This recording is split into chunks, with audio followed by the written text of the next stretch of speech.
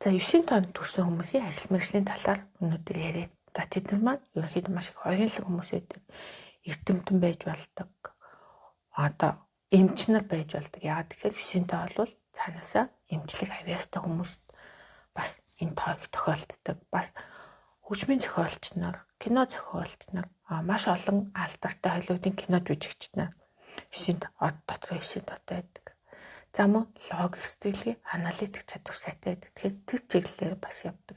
Гэхдээ ерөнхийдөө ямар ажил өөртөө дуртай вэ гэхээр ийм олон хүнтэй биш, ийм цөөн хүнтэй баг дотор ажиллах, аль болох ингээд хүмүүсээс зайнаас ажиллах тийм ажил дуртай. Ерөнхийдөө хүмүүсээс зайдуу байх дуртай байдаг.